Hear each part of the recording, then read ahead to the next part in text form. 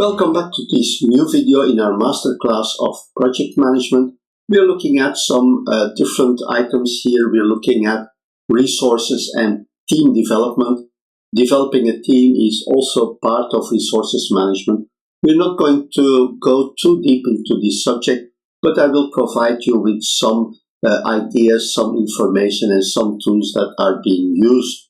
There are a lot of different courses related to these subjects, and as a project manager, it's always very good that you participate in many courses to understand how to work with people.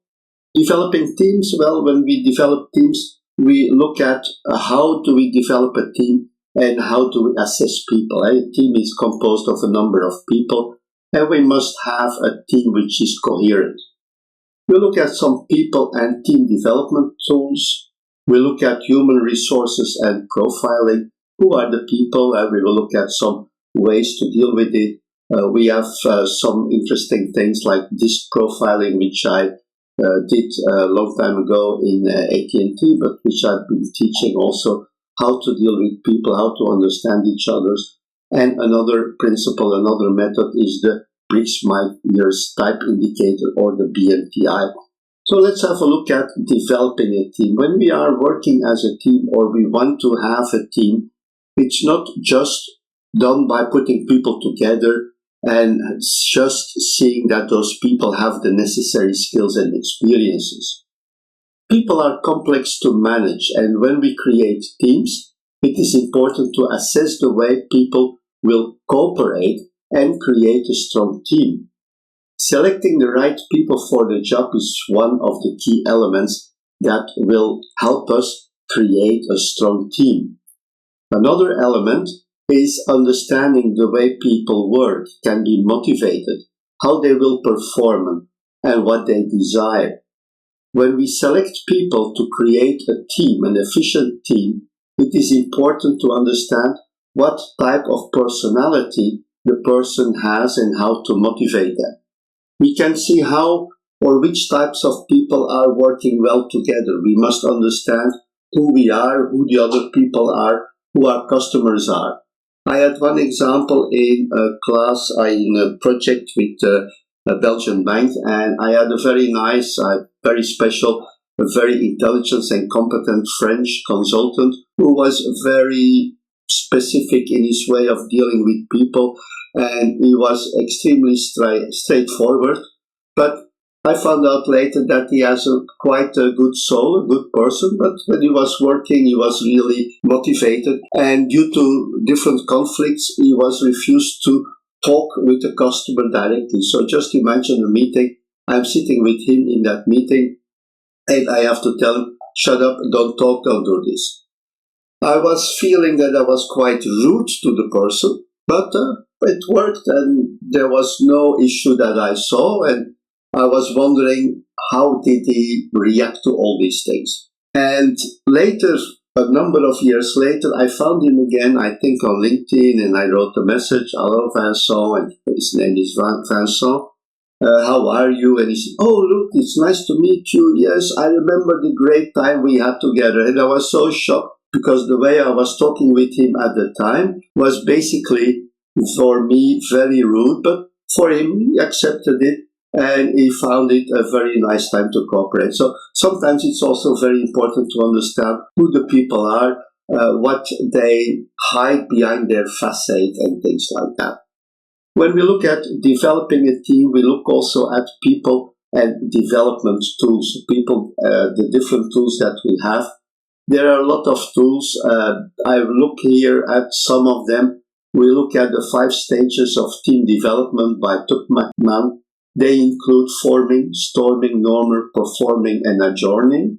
Then there is Maslow's theory of needs. It describes the different levels of actualization, like psychological safety, love, esteem, and self-actualization. We have the McGregor theory, X and Y types of managers. We have the contingency theory by Fred E. Fielder, or task and relationship-oriented people. McClelland, 3 needs, achievement, power, and affection. We have the Herzberg motivation and hygiene theory, Here we see the effect of hygiene factors and motivators. There are many other theories that can be used, ways how to find out what the people are, how to work with people. So these are things that are even developing every time, and some companies may look into certain elements in different ways. But as a project manager, you must be aware what these different development tools are.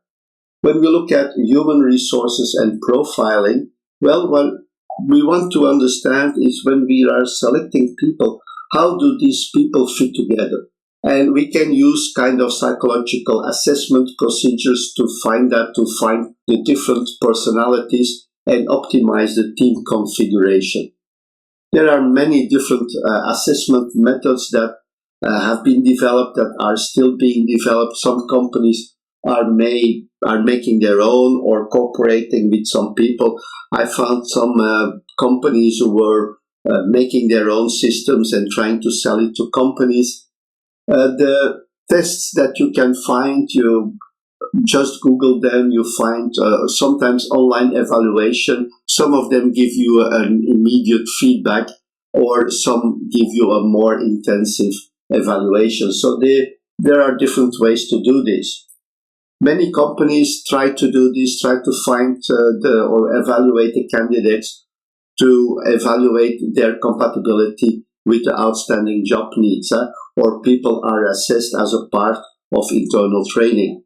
Understanding what type of people you have, it's also very important to understand how these people will cooperate with other people in your organization or in your team.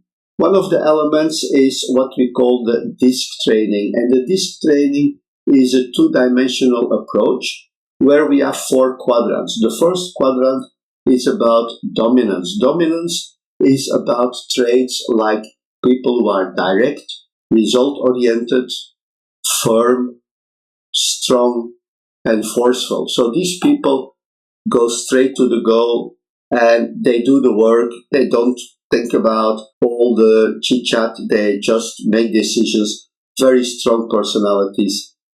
Then we have intuition. We have, influence, the I for influence. These people are outgoing, enthusiastic. They are optimistic.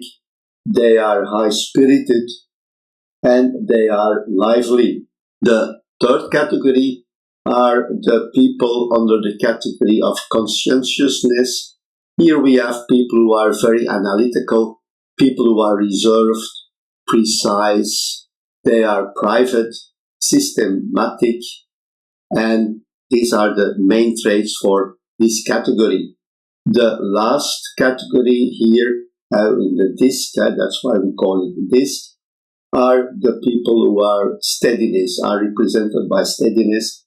These are people who are even-tempered, accommodating, patient, humble, and tactful. When we compare all these things, or when we put these things together, what we see is a kind of profiling.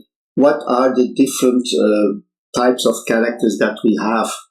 And typically, for example, a person with high D will not really look at details, while a person with the IC will look at the details. And we're communicating with those opposites. You have to understand what is happening, what are the things, how can I adjust, how can I communicate efficiently with these people. Understanding this by knowing your own profile, but after doing classes related to this, you will also recognize what profile you are talking with, what is the profile of the person in front of you. Another thing is what we call the BMTI profiling. BMTI is the Briggs-Myers Type Indicator. This is a personality test based on the work by Isabel Myers and Catherine Briggs, and the test is based on 4 dimensions or dichotomies. We have extraversion opposite to introversion, so the E and the I. We have sensing opposite to intuition, and here we use S. We already have the I, so we use the second letter, the N, for indicating intuition.